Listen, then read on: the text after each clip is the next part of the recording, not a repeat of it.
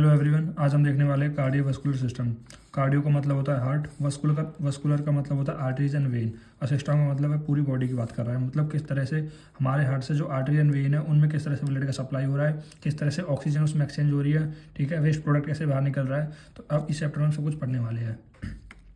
ये हमारा फिजियोलॉजी का चैप्टर है, ठीक। जब सब में पहले जो टॉपिक है वो क्या है, वो है functional anatomy of cardiovascular system. देखो, चैप्टर किसका है, फिजियोलॉजी का, लेकिन यहाँ पर हम कुछ एनाटॉमी पढ़ेंगे कार्डियोवास्कुलर सिस्टम की। जब हम इसकी पहले एनाटॉमी पढ़ लेंगे तभी क्या रहेगा, हम अच्छे से इसको समझ पाएंगे।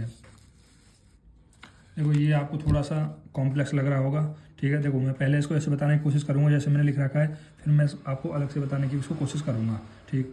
देखो, ये हमारे पास राइट आर्ट्रियम है। देखो, एक हमारे हार्ट में 4 चैम्बर होते हैं, right atrium, right ventricle, left atrium, left ventricle.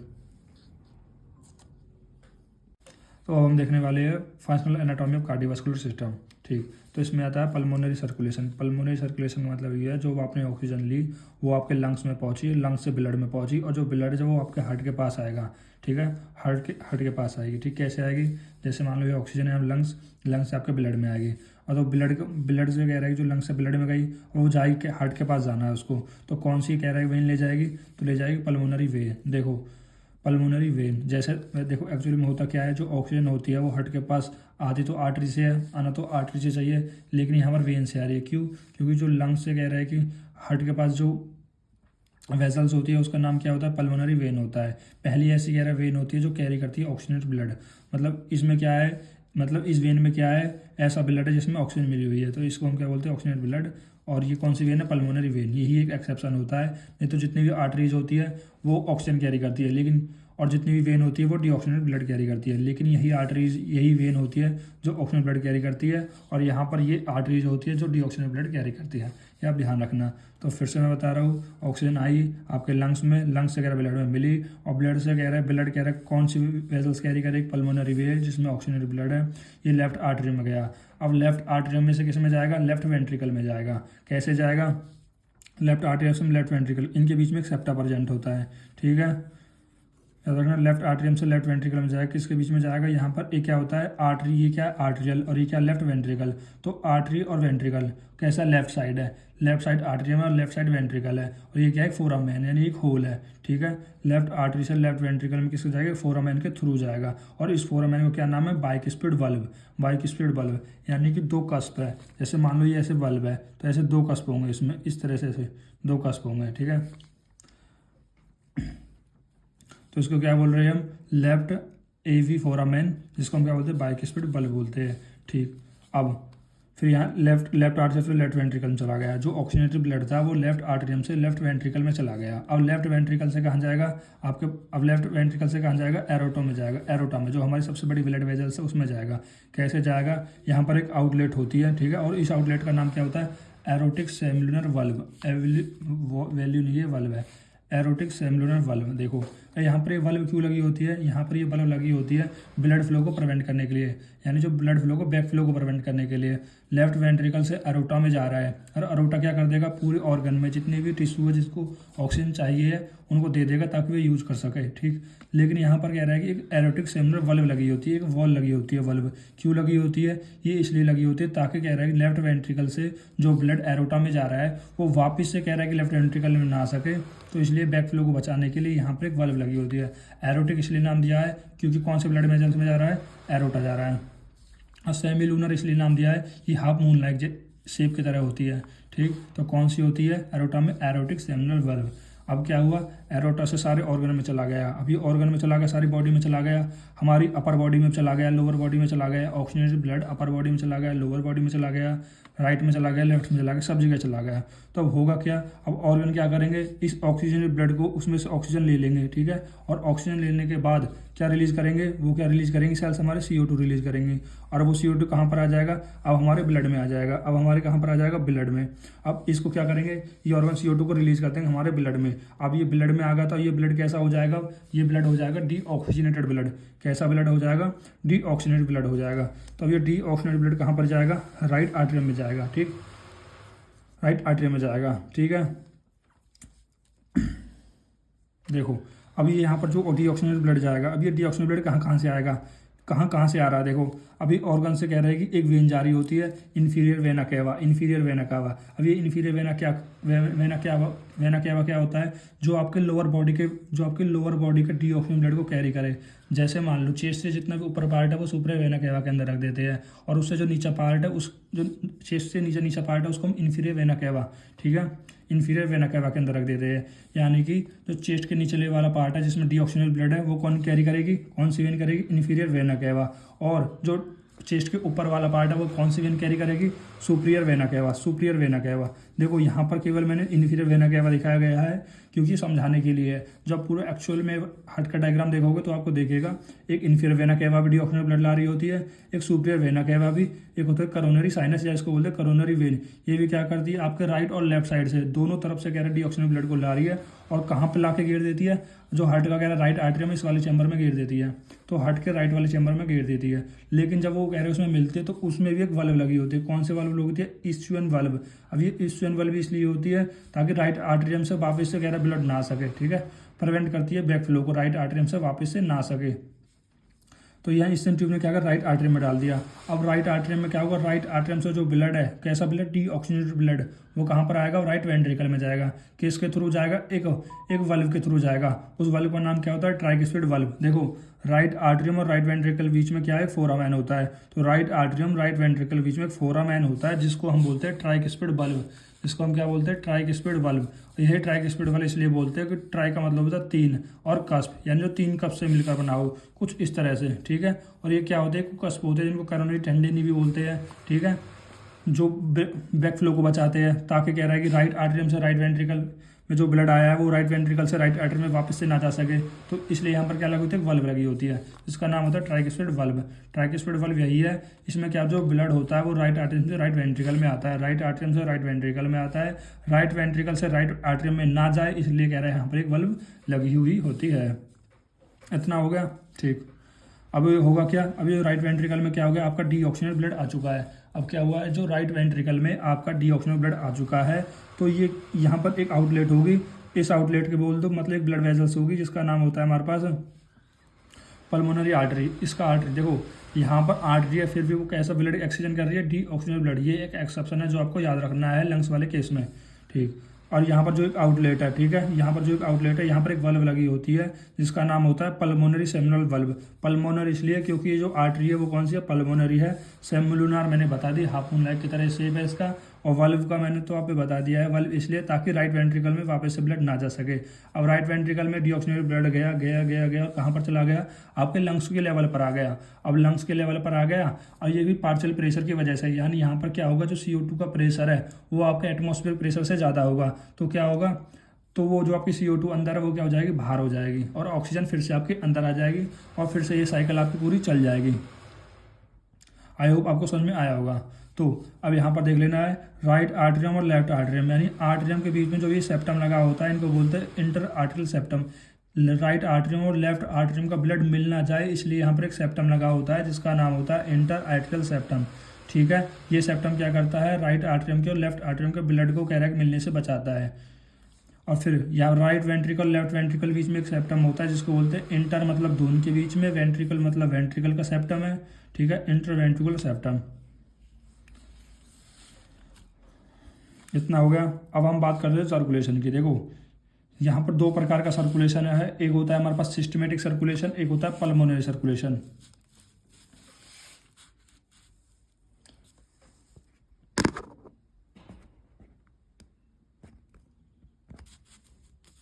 देखो यहाँ पर देखो ये सिस्टमेटिक सर्कुलेशन है, ये सिस्टमेटिक सर्कुलेशन, इस सिस्टमेटिक जो सर्कुलेशन है वो आपका लेफ्ट साइड होता है, ठीक है, वो लेफ्ट साइड होता है, और ये ग्रेटर सर्किट में होता है। वो लेफ्ट आर्टरियम लेफ्ट वेंट्रिकल मिलके क्या बनाते हैं, सिस्टमेटिक सर्किट। सर समझ में नहीं आया, मैं समझाता हूँ। देखो सिस्टमेटिक सर्किट लेफ्ट में होता है, दिख भी रहा है, लेफ्ट आर्टरियम लेफ्ट वेंट्रिकल मिलकर सिस्टमेटिक सर्किट बनाते हैं, और ये कहाँ पर होते हैं, लेफ्ट में होते हैं।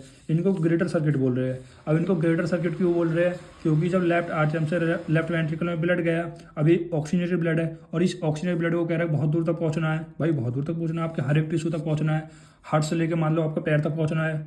तो ये क्या हुआ, ग्रेटर सर्किट हुआ, ठीक है, ये ग्रेटर सर्किट हुआ, ठीक, इसलिए इसको ग्रेटर सर्किट बोला जाता है, और ये लेफ्ट साइड में होता है, ठीक है, और left atrium plus left ventricle मिलकर बनाता है। अब हम बात करते हैं किसकी, अब हम बात करते हैं पल्मोनरी सर्कुलेशन।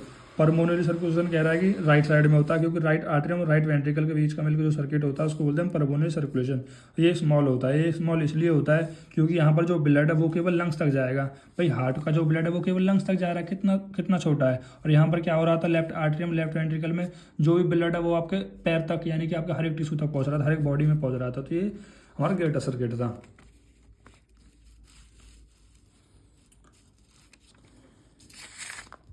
आई होप आपको समझ में आ रहा होगा। अब हम बात करते हैं साइज ऑफ चैम्बर की। साइज ऑफ चैम्बर की देखो, साइज ऑफ चैम्बर सबसे जो बड़ा चैम्बर होता है वो लेफ्ट वेंट्रिकल, फिर right ventricle, then right atrium, then left atrium.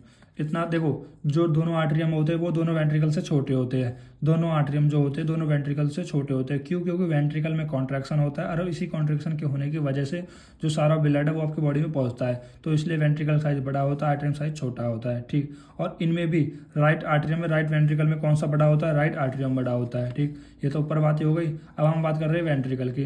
Right ventricle और लेफ्ट वेंट्रिकल में जो कौन सा बड़ा होता है, लेफ्ट वेंट्रिकल बड़ा होता है। अभी लेफ्ट वेंट्रिकल क्यों बड़ा होता है? क्योंकि लेफ्ट वेंट्रिकल के अंदर ही ऑक्सीजनेटेड ब्लड आता है और इसी ऑक्सीजनेटेड ब्लड को कह रहा है पूरी बॉडी में, कह रहा है कि प्रेशर से पूरी बॉडी में पहुंचाना है, इसलिए लेफ्ट वेंट्रिकल जो होता है वो बड़ा होता है। तो यही लिखा है मैंने सबसे पहले, left ventricle, then right ventricle, right atrium, left atrium. आपको याद करने में आसानी होगी। फिर हम बात करते हैं वल्व की। वल्व की बात करते हैं, कौन सी? पहले तो ट्राइकिस्पिड वल्व। अब देखो ट्राइकिस्पिड वल्व किसके अंदर किसके होती है, राइट आर्टरियम और राइट वेंट्रिकल के बीच में। ठीक, फिर हम बात करते हैं बाइकिस्पिड वल्व की। बाइकिस्पिड वल्व किसके अंदर होती है, लेफ्ट आर्टरियम और लेफ्ट वेंट्रिकल के बीच में। इन दोनों में कन्फ्यूजन ना हो तो इसलिए एक ट्रिक बना दी मैंने, LBW, यानी कि जो लेफ्ट है, यानी जो लेफ्ट आर्टरियम लेफ्ट वेंट्रिकल का है उसके बीच में कौन सी वल्व होगी, कौन सी वल्व होगी, बाइकिस्पिड। लेफ्ट आर्टरियम और लेफ्ट वेंट्रिकल के बीच में कौन सी वल्व होगी, बाइकिस्पिड। LBW आप याद रख लेना।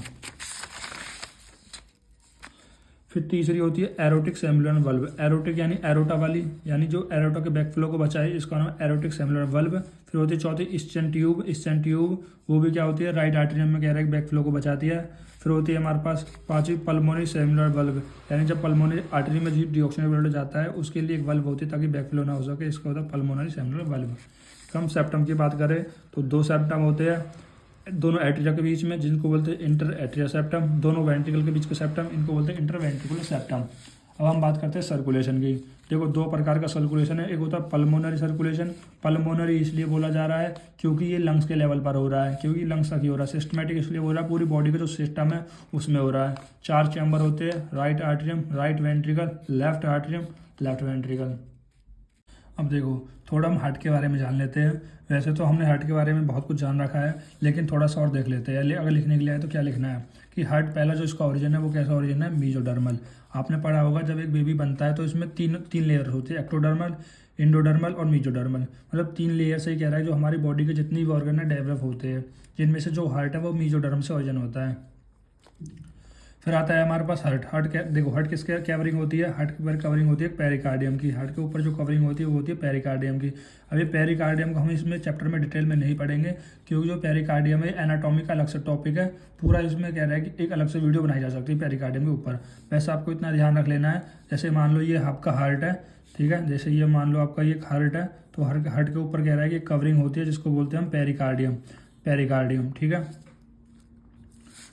अब हम बात करते हैं इंट्रो की। बात कर लो, मतलब हार्ट की डेफिनेशन बोल लो कि हार्ट है क्या। हार्ट एक्चुअली में है क्या? हार्ट एक हैलो मस्कुलर ऑर्गन है। हार्ट क्या है? एक हॉलो मस्कुलर ऑर्गन है।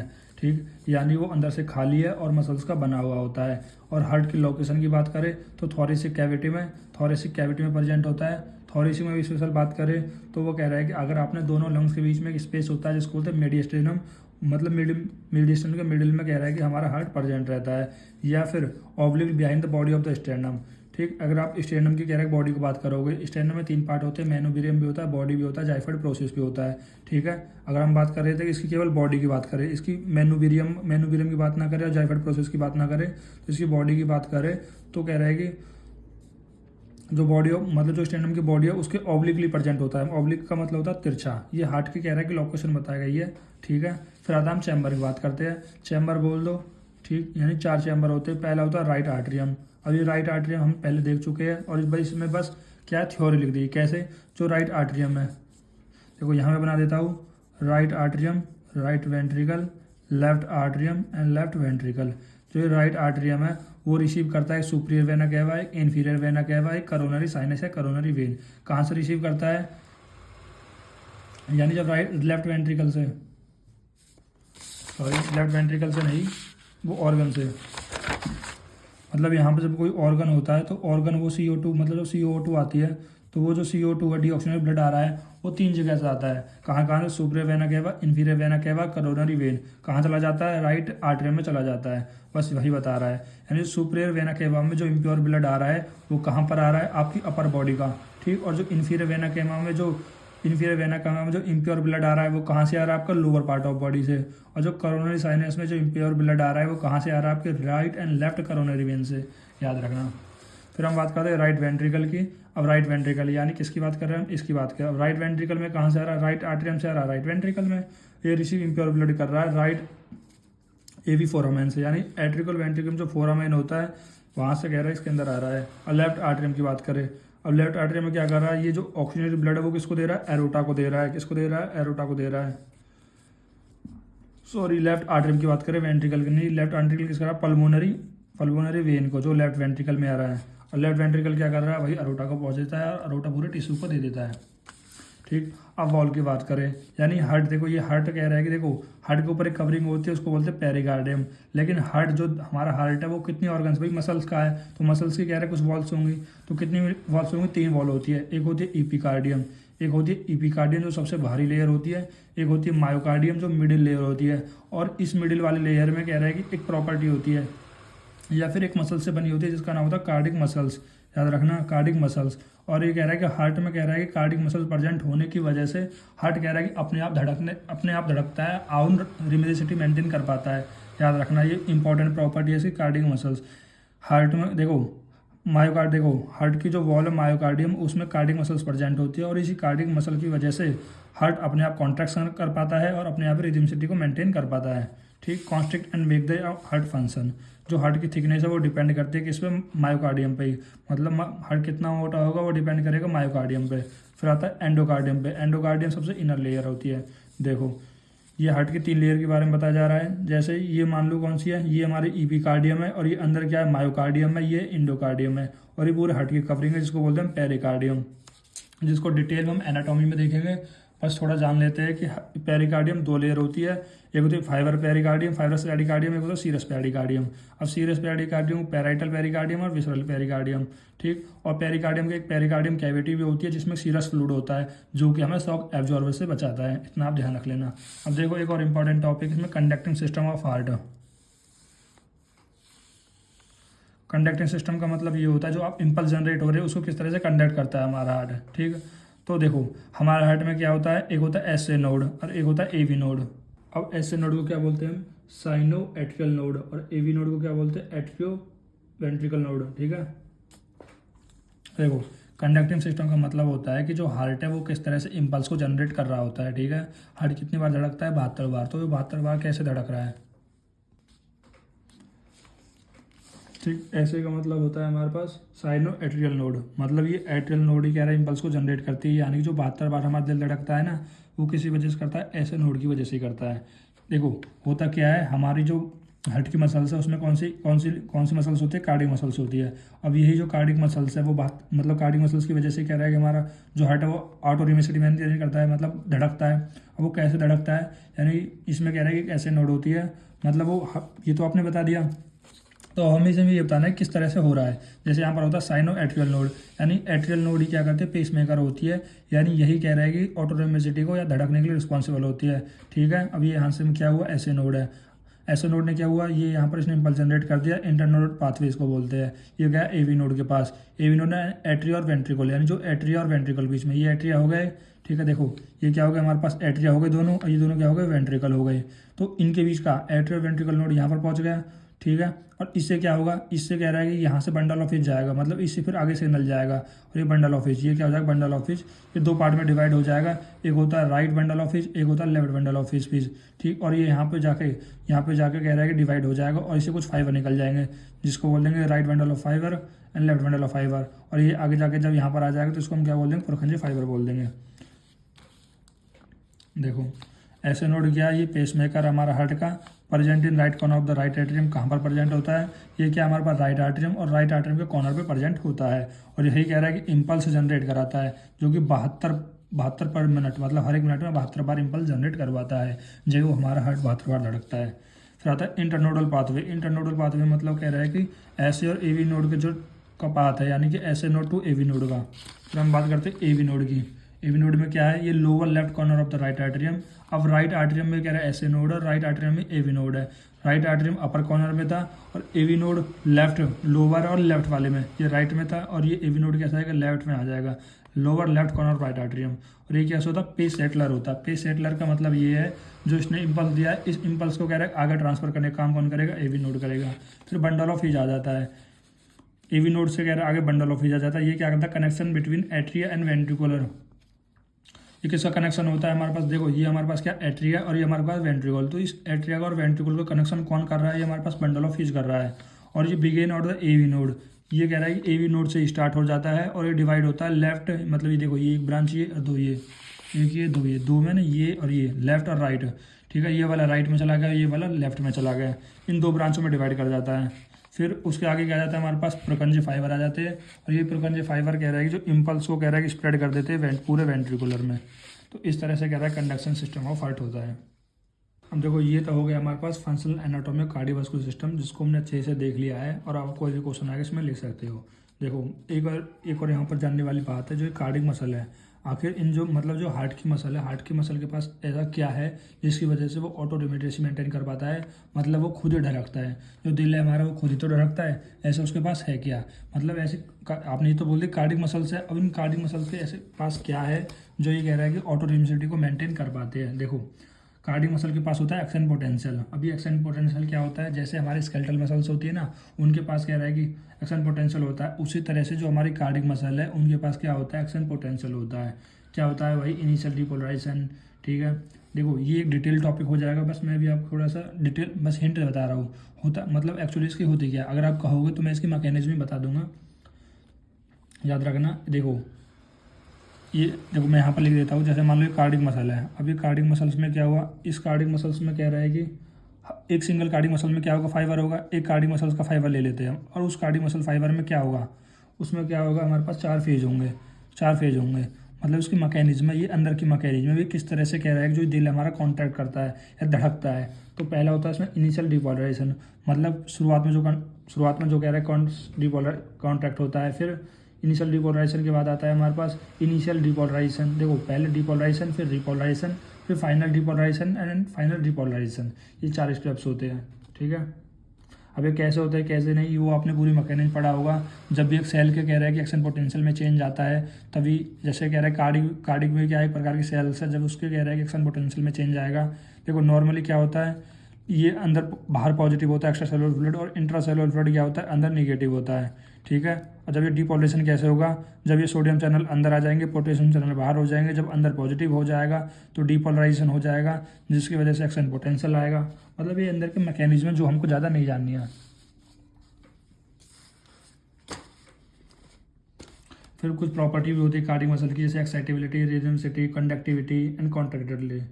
बहुत ज़्यादा डिटेल में हो जाएगा, बस आप इतना ध्यान रख लोगे तो आपका आराम से हो जाएगा।